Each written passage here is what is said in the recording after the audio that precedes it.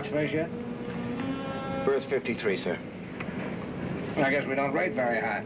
It's the worst dock in Toronto Harbor.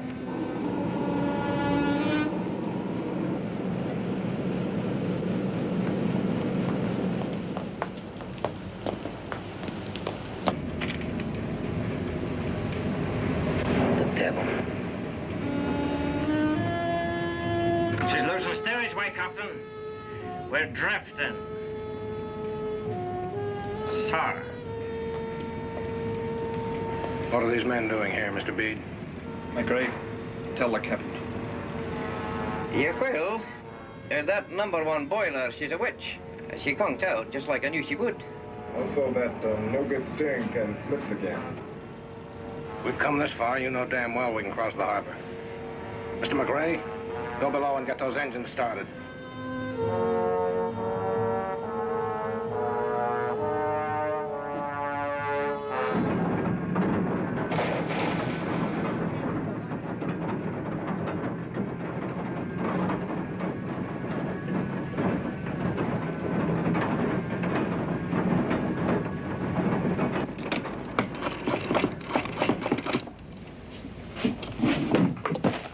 This is Captain Peterson aboard the Pandora. Get me the harbor master.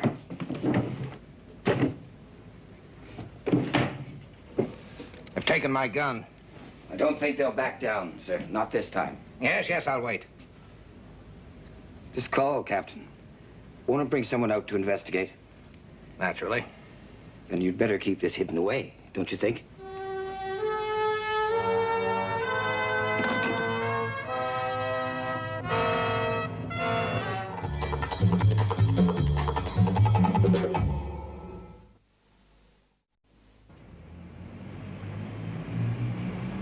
E1, E3, E5. Anybody here from the Ontario Pandora line? No. Refer this to Mr. Nick King.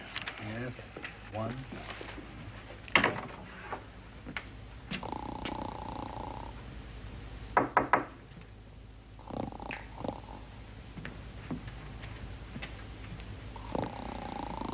Mr. King. Mr. King. Mr. Kimberly, you go away unless you have a cup of coffee for me. We're not running a hotel. And if I may say so, sir, I think it's most undignified of you to sleep in your office. Mr. Kimberly, a ship went aground downriver last night, and I spent most of it on a tugboat. Now, if you can give me one good reason why I shouldn't spend an hour's well-deserved sleep in my own bed, I... Don't. When you get angry, it jangles me. Now, sir, I think this comes into your province as a troubleshooter for this organization. The Pandora. The captain reports engine trouble. She's anchored in the harbor. Yeah, I can read. I can read, Kimberly. Well. Kimberly.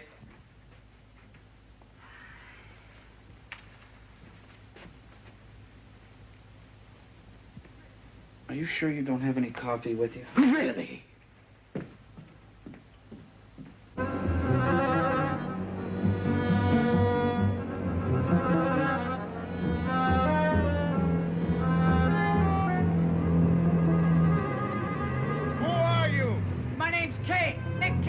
With the Shippers Association. I'm coming aboard to see your captain. Well, you fellas are for that, aren't you? Captain and owners getting together? Come up, Delano!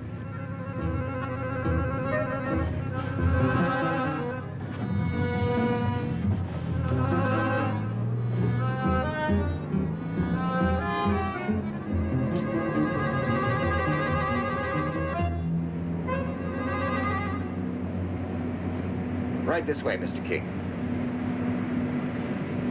You want to see the captain, huh? Yeah, that's right. Okay.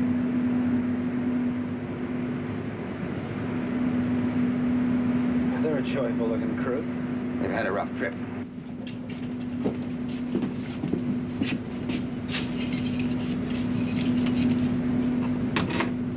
Did I see him unlock the door? Why would the captain want his door locked? I can't think of any reason. Can you?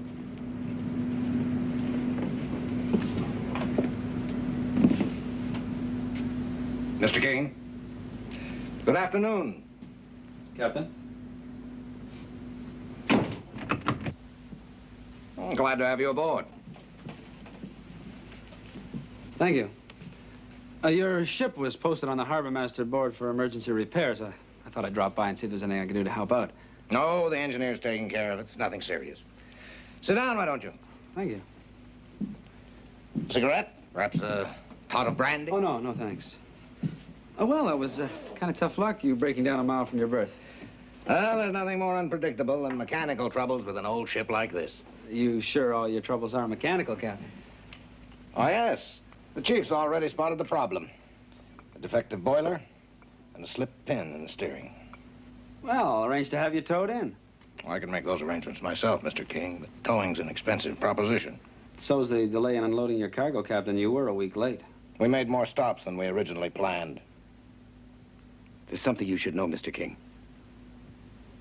The captain took on extra jobs for cash to pay for fuel, wharfage, provisions, and to pay the men something on their wages.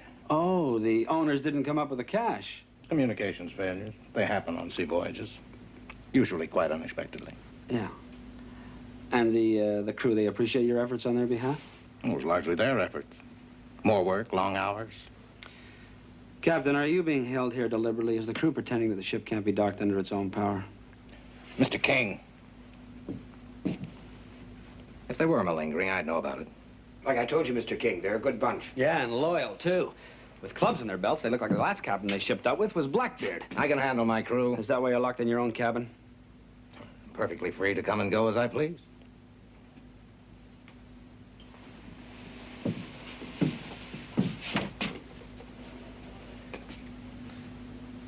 Well, you are letting your fancy run away with you, aren't you?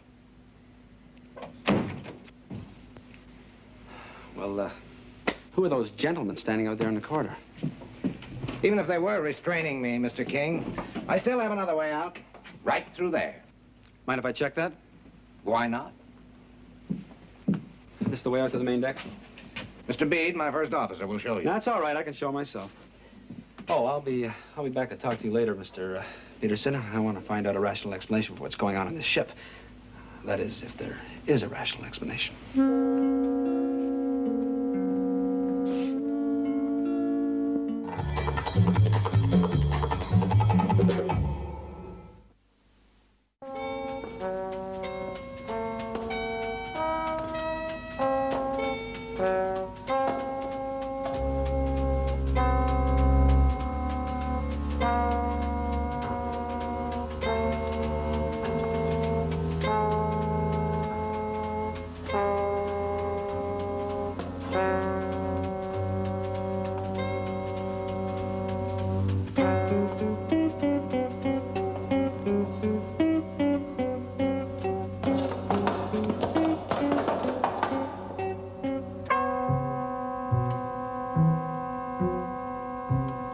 You shouldn't be here, mister.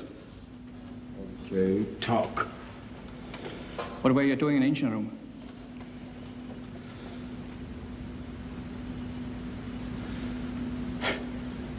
I was just checking the boiler and rudder controls to see what the problem was. Like we thought, poking his nose, but there wasn't any call for it. Knew it when we seen him. Shouldn't let him come aboard. We could drop him over the side.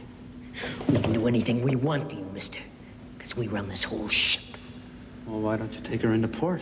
The poor old girl's wounded, and she's been bled until she can no longer limp across the harbor. You're a liar. That I am. But you'll not say it a second time. Leave him alone. You too, lame brain. The ship's not safe, Mr. King. I've told them the boilers are bad and she leaks all over. Why, many's the time that you can't trim her. Ballast or no, she heels 20 degrees. All right. All right, so the Pandora's in bad shape. I admit that, but I still think that you could get her into harbor. That is, if any of you really wanted her. And why should we? Why shouldn't we risk our necks to move her anywhere? You know how crazy she is, this ship? With a crazy captain, they no feed you, they no pay you. They work you 30 hours straight. We cross Lake Erie at night, without radar or even compass light. The sonar broken too. And all he does, the captain put on his new black suit and stand down and preach all night. Crazy man. Crazy ship, crazy captain. You should have a taste of the food we get, when we get it. 3 whole days on nothing but beans. And a man can't work on that kind of grub. Sure you can jump ship. But who's gonna jump ship when he has got money coming? Yeah, you sang it, man. It's the money we got coming. Dollars. Loot. All right, so it's the money. Listen, answer me a question. If you're to all get your back pay, I mean everybody, would that help fix the boiler and rudder trouble? At least until we docked in Toronto Harbor? It might have that. Yeah. With that back pay in my pocket, I'll show him. You think you can get our door? Fellas, I can try. Okay. We take her into the harbor. If you bring us the cash right here. Yeah, the owners have an office in town. I tell you what, Captain Peterson and I will go into town. No. The captain's not going. You swing it by yourself, buddy, or you got no deal. But I need Captain Peterson along to present the facts. Peterson wants them up to the owners. Never has. We need him more than you do. We feel safer when he's around. Are you saying you don't want the captain to go along because he won't talk up to the owners? Or because you don't want to let him leave the ship? Who cares why? He ain't going. He ain't going. Look, if you're holding him here by force, that's mutiny. What are you, some kind of cop? No, I'm not a cop. Then quit sounding like one. What's it gonna be, man? You going ashore and get our pay, or you stay here and keep Peterson company? You sure you won't have a drink? But you can raise money from that ship, can't you? Mortgage for the mainsail. But the cargo, if it's unloaded, you get money from that, right? Yes, but it's earmarked. Earmarked for what? Overheads? Mr. Hatch, I'm going to talk to our lawyers and have you thrown out of this organization. Go right ahead. Didn't want to join the association in the first place. My partner pressured me.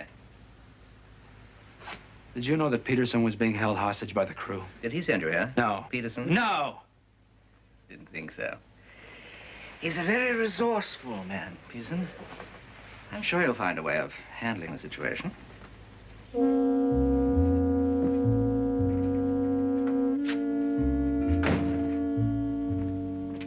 Will you be back, Mr. King?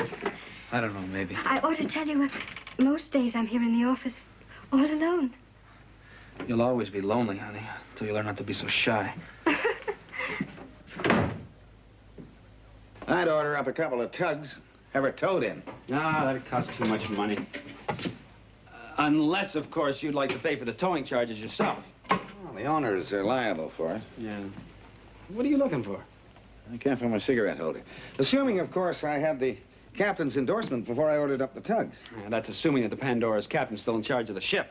Well, assuming that what you say is right about this mutiny, it's a matter for the police. Nah, the police want cold, hard facts. And I don't have anything. I can't even swear if the captain was locked in his own cabin. I can't prove that the crew couldn't put the ship in under its own power. No, Foxy, the whole thing is weird. If there really was a mutiny, you'd think he would have known about it. Instead, Captain Peterson walks around like he doesn't want to get his suit ruffled. Or Peterson? Yeah. Well, maybe he was intimidated, or maybe he's just too scared to do anything about it. Harold Peterson? Yeah, why, you know? Yeah, I know him. And you can forget about him being scared. Harold Peterson was in command of a landing craft during the Dieppe raid. He hung around while the shore batteries threw everything they had at him. He didn't leave until every wounded commando in his sector was aboard. Well, that's what the decorations were for. He was wearing them when I saw him. And believe you me, he earned them. If Captain Peterson does have a mutiny on his hands, he knows exactly what to do with it, and he knows he's got the authority to do it. Well, maybe you better come aboard and tell him about that. Here's your holder.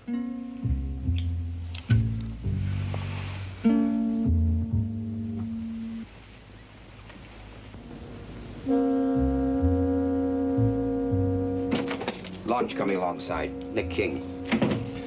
Perhaps he's bringing us what we need. At this particular juncture, I don't think we need an admiral. He's got Admiral Fox with him.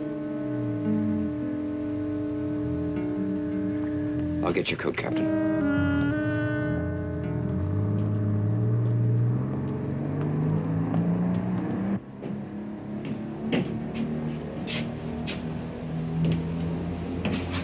Well, I see that you two loyal seamen are still watching over your captain. We have that privilege, sir. Earned it. Through good conduct. Good conduct. Come in. Captain, I've brought a friend. How are you, Harold? Morning, Admiral. I understood you were head of Seaway administration. Does that mean you always personally visit every ship with routine mechanical trouble? No, I don't. This is on a personal basis because we're friends. Or used to be. I also understand that the trouble may be more than routine. Captain, with your help, we can blast the owners of this ship. Blast them clear out of the business. I've made no complaints against my owners. Well, I'll make them for you. Look, all I want is a full account of your last voyage, the payments that were supposed to be made for wages and provisions. There have been some slight misunderstandings. Nothing I can't handle. Why, the crew won't even let him out of his own cabin. Mr. King tends to exaggerate. Well, then let me put it to you this way, Captain. Foxy, you can't have a disabled ship like this out here, can you? Practically blocking half the channel. It's true, Harold. This is a temporary anchorage at best. Well, Captain, what'll it be? Are you going to admit that your crew's out of hand? I make no such admission. Well, then order the ship into port. And if they say she's not in fit condition? Only you can say that, Captain. It's not up to the judgment of the men. Look, Harold, if the owners have been cutting corners to the extent that the men have had it, you must make a decision. Charge the owners with negligence, or charge the crew with mutiny. You're giving me a very hard choice, Foxy. We haven't seen each other in a long time, Harold. But back in the days when you stood with me on the bridge of the Kilbreckan, you didn't hesitate to make decisions. You never flinched from ordering men into battle. There's some things that the years don't change. I've always thought that one of them was a man's ability to command.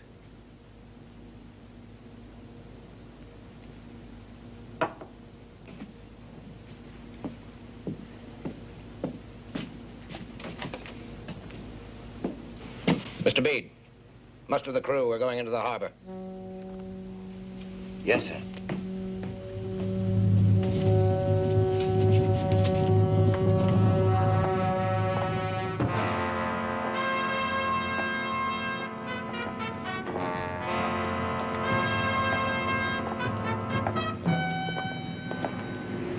You've been told already, Captain. She don't move this ship. It's all been said. The king knows we said it to him. There'll be no discussion. You have your orders. Obey them or face the consequences.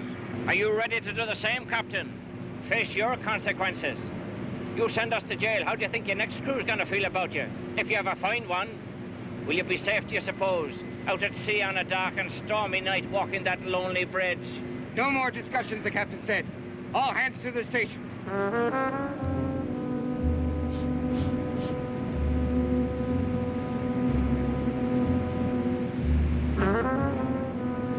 Fire the boilers, Mr. McRae. I want a full head of steam to get us across that harbor. Mr. McRae, that's a command. Aye, aye, sir.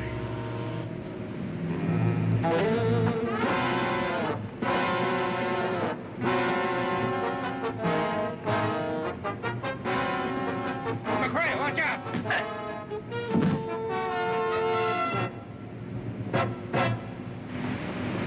Where are you going, Captain?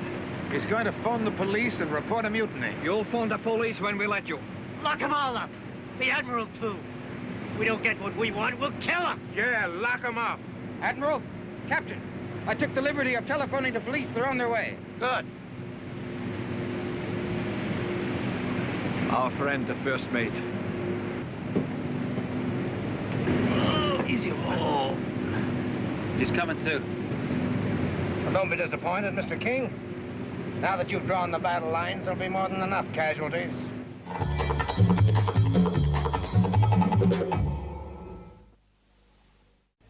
Accordingly, the Crown shall prove that each and every one of the accused, members of the crew of the Pandora, armed themselves unlawfully with firearms, clubs, and other weapons, held the ship by force in the outer harbor, refused to obey lawful commands of her master, and resorted to violence to prevent the engineering officer from obeying such commands. Now, these offenses do constitute mutiny. According to Section 76, Criminal Code of Canada, the Crown calls Admiral H.V.L. Fox. Admiral H.V.L. Fox. Not in the courtroom, dear. You shouldn't be so upset. You're not on trial. That remains to be seen. George, drive up. What is your official position, Admiral? Supervising officer of the St. Lawrence Seaway. Then you're acquainted with Captain Harold Peterson, master of the Pandora? I am. How long have you known him, sir? Approximately 25 years. And you served together during World War II?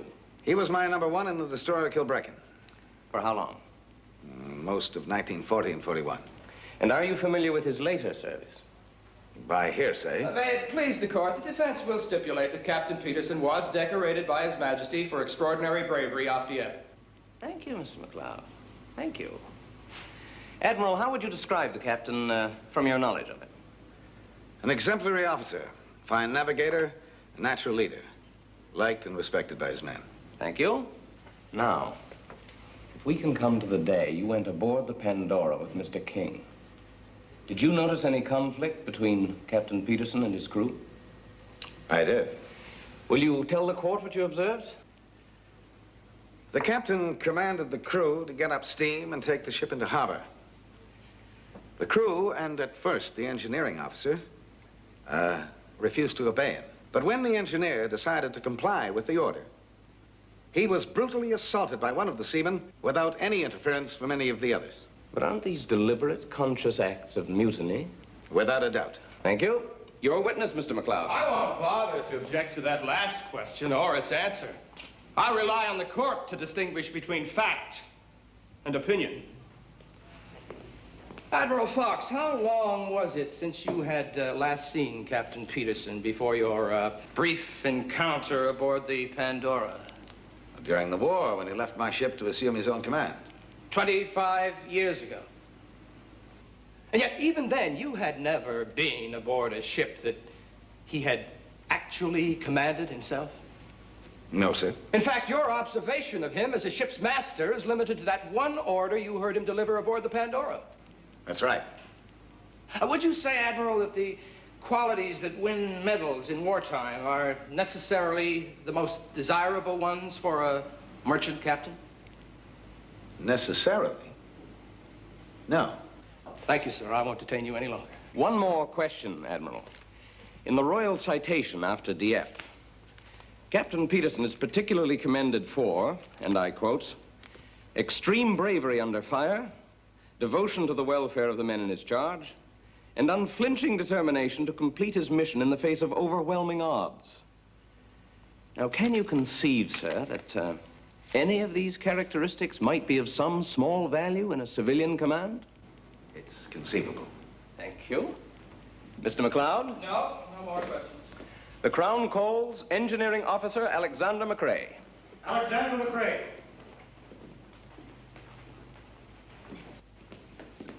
You swear and fess me you're about to get... I don't think you need to worry, Harold. You should get out of this with a clean record. Thanks. Alexander Duncan McRae, SS Pandora. You don't know my wife, Stella. Pleased to meet you, madam. You were wonderful, Admiral. Thank you. Keep me posted. No. I told them time and time again, like I've told you, it just wasn't safe. Now, on this occasion, Mr. McRae, where you told the captain that the ship was unable to make port, you were lying. Am I correct? No, I don't lie. That boiler's not safe. And the ship there, she heals like, like you never saw. Well, then, I'm sorry, Mr. McRae. You really were telling the truth then, weren't you? That ship couldn't have made port. Well, sure, and that's the truth. And later on that same day, you agreed to get up steam. Yeah, that's right. But you testified that that boiler was in a dangerous condition. Did you propose to endanger everyone aboard that ship by trying to operate a disabled ship? A ship, in fact, that should have been towed into port? Would you say that again? You were being loyal to the captain, Mr. McRae? Loyal, yes. Well, all my years at sea, I've always been loyal. I do what I'm told. So loyal, you didn't care how many people you killed. Killed? Oh, now, you don't mean me, Mr. Lawyer. I've never killed anybody. Why, you can't have it both ways, Mr. McRae. Either you were trying to deceive your captain when you told him that ship was in no condition to dock, or you were betraying the crew by trying to bring her in. Oh, you've got me all mixed up. This voyage on the Pandora's got me all mixed up. You know, my whole life, I've never been on such a voyage. It was no fun, the voyage. Are you making a joke? Yeah, 2 times we almost sank. Yeah, once in a fog off Cape Hatteras when the captain was sick. We scraped alongside this other ship. And once in Lake Erie, too. We were drifting for 2 days without steam. And there was a very bad trouble down in the engine room in a storm.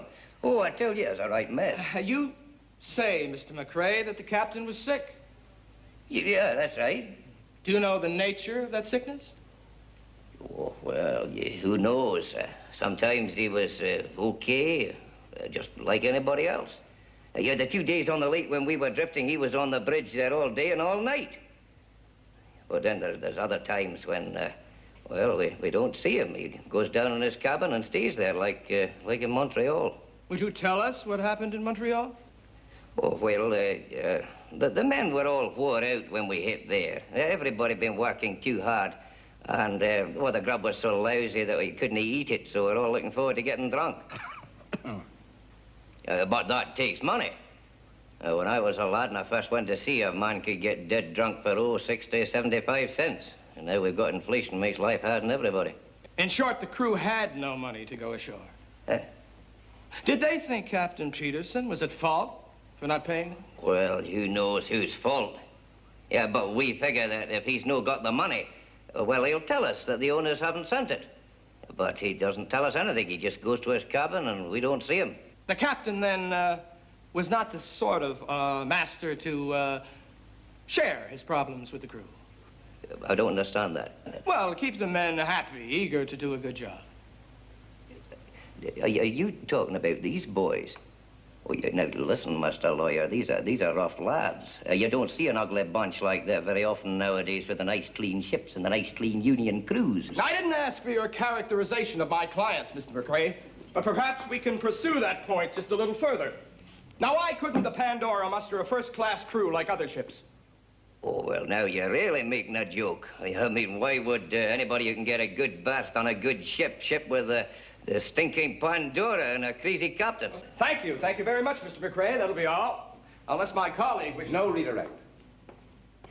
The court's going to pay a lot more attention to what Admiral Fox said. Crown will call Mr. William Bede.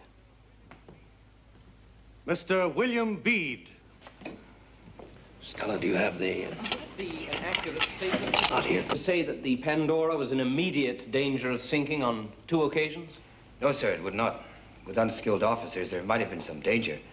But under the circumstances, such a statement is an unwarranted attack on the ship and her command.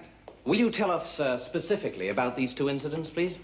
The near collision off Hatteras resulted from a helmsman's clumsiness. The captain was indisposed at the time. But I was able to seize the wheel in time to prevent any serious damage. Well, what about the incident when the engines failed during a storm on Lake Erie? Captain was not indisposed then. We've heard testimony he was on the bridge night and day. Yes, in full dress uniform, I've been told. I was never out of the engine room the whole time. That's where the trouble lay. Luckily, I diagnosed it soon enough, and we got going under our own power before being too severely battered. The sharper the knife, the less you feel it going in. Thank you, Mr. Bede. I think we've got all the information from you we need. But I have no doubt my learned colleague will have a few questions. Yes, thank you. Well, it's reasonable to conclude, Mr. Bede, from what you've told us, that the captain must be very grateful to you for getting his ship as far as you did. Oh, no, sir, not at all. I'm grateful to Captain Peterson for the opportunity he gave me. What opportunity was that? To run the ship, sir. To prove to myself that I could take full charge. When circumstances made it necessary, that is. Which was practically continuous, I gather. I didn't say that, sir.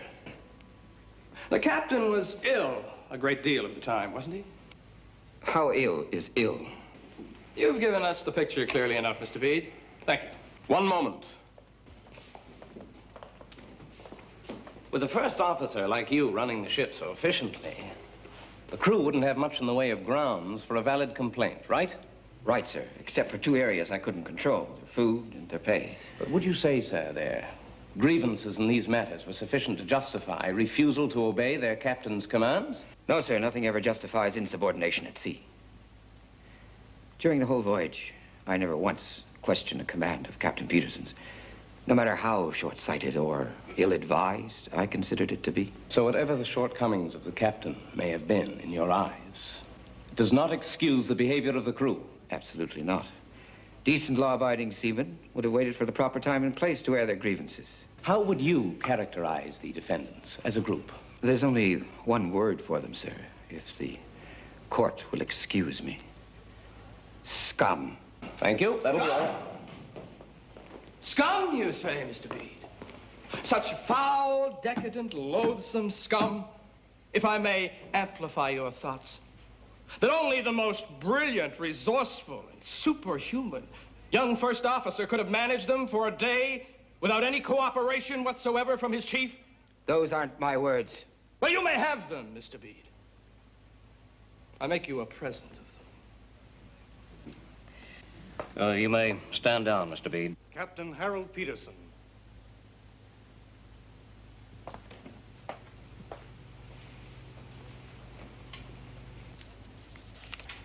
It has been suggested here, Captain, that the food you provided for your men was inedible. I can disprove that. I survived. You consumed the same food as your men? With some omissions. No additions, certainly. That was common knowledge, the men won't deny it. Back pay owing is another complaint. 2 months, I believe, is the charge. Almost 2 months, yes. And your own pay? 3.5 months behind. You know, it's interesting. One doesn't quite get the picture of you as a great tyrant living in luxury topside, while these other poor wretches are living in agony below. It wasn't that way, was it, Captain? Scarcely. Thank you. Your witness, Mr. McLeod. Thank you. Well, now, Captain Peterson, let's just try to establish here the way it was, shall we? Now, these side trips of yours to pick up unscheduled cargo, you used that money for supplies and wages? Yes, I did. So the owners gained, then, by these extra efforts on the part of you and the crew? Now. Tell them now. Well, it's not that simple. See, those side trips delayed us. That meant extra rations, extra wages to be paid.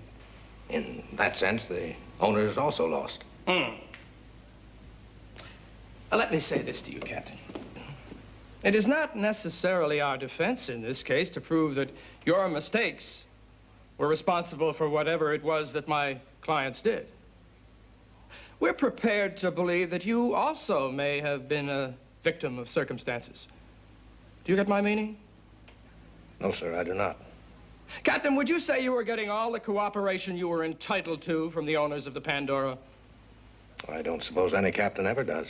Then there's nothing at all that you can tell us concerning those owners. Nothing I can think of that's relevant to these proceedings. Then I suggest you are what is known as a company man, Captain. Far more concerned over the interests of his employers than he is over the safety and well-being of his men. A company man, Captain. I suggest you sound more like a stockholder running an ocean-going sweatshop for your miserable profits. I have no more questions. Your Honor, I object to these terms. How would the Crown characterize... Gentlemen, please. May I suggest that we've all had quite enough for today? Court is adjourned until 10 o'clock tomorrow morning. I suggest this trial's turning into a disaster for both sides. Those men are going to get the book thrown at him. And he'll be through as a captain. I warned you there'd be a heavy casualty list. Why weren't the owners on that list? You could have nailed them in there. Why? Why are you trying to protect them? There's been enough bloodshed. Can't you let it drop? No. No, I can't. I'm tired of seeing the wrong people bleed.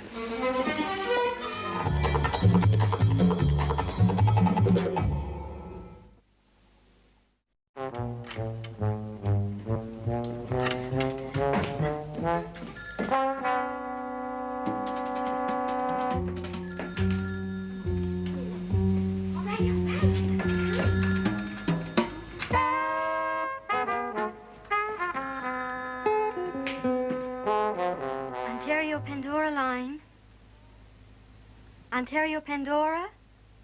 Hello? Hello? Sorry I'm late. Late for what? Why'd I take you to dinner? Tonight? Oh, sorry, Buster. You sure are late. About a week. Oh, darn. I knew you'd have another date. I thought you might switch it for me. Not this one, lover. And I'm late. No chance? It's unswitchable, sweetie.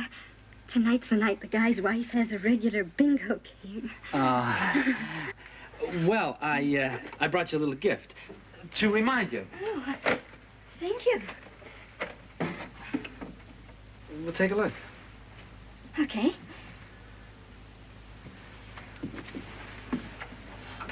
Oh, it's beautiful. Yeah. Well, that certainly doesn't give me much time to get myself a date tonight. Does it? 72 Oak Street, Thursday.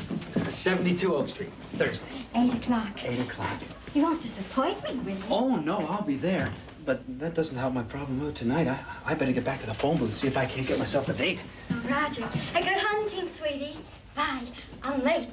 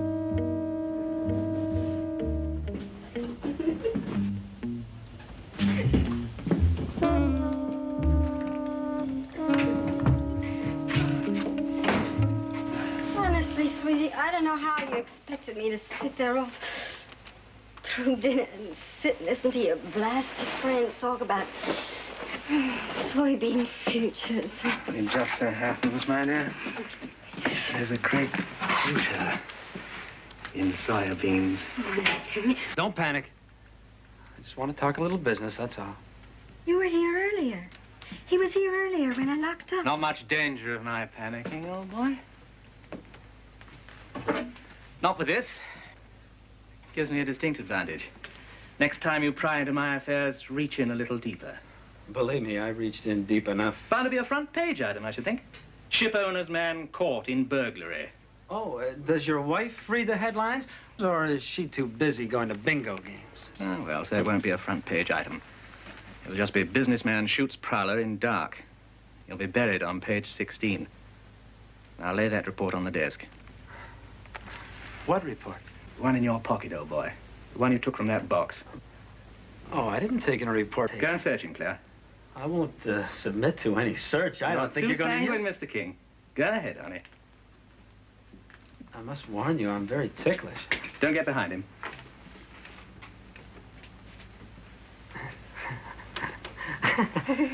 Oh, you're really...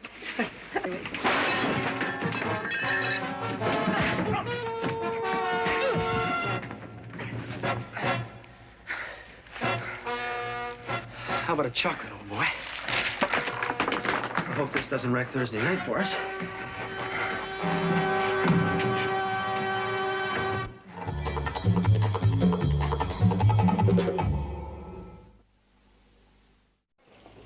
There seems to be some references in the testimony that you were ill or indisposed. Would you tell us something, Captain, about the state of your health? There's nothing much to tell. I suppose my health is no worse, no better than most men of my age. That's all, Captain? Are you referring to what the mate said and the engineer? No, no, Captain. I'm talking about this. It appears to be a copy of a medical report on you, signed by Admiral Zerner, M.D. of this city, I believe. Where did you get this? It is authentic, is it not?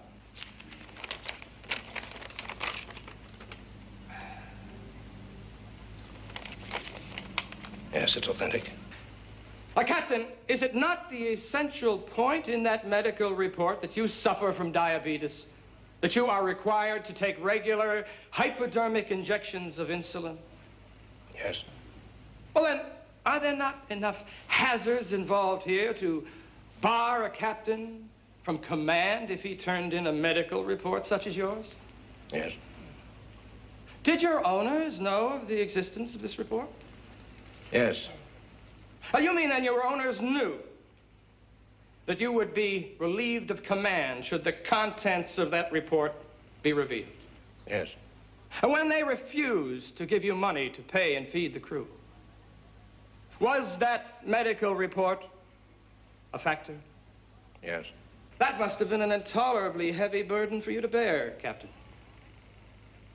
All the inequities, deprivations, and hazards that the men complained of were in fact imposed on you by blackmail. Yes, sir. The burden lay pretty heavily on those crewmen, too. More so. More on them because for them there was no explanation. I don't know how they bore it so long. That's all, Captain. Oh, wait.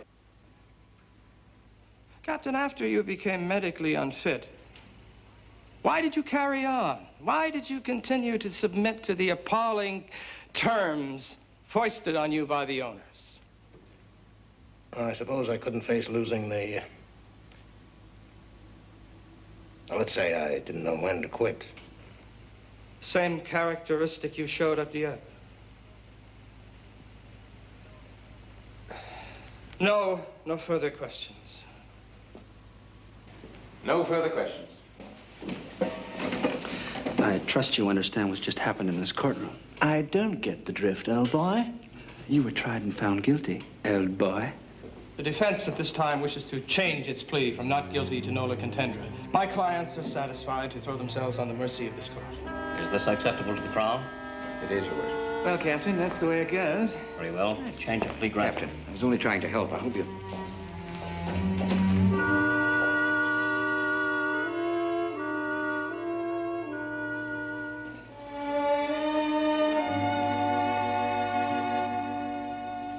It was Pandora, wasn't it? Whose great mistake it was to open up a box of wool? Well, that's what I did. I forced the issue, and everybody else around was willing to let it ride. Somebody had to open the box. Yeah.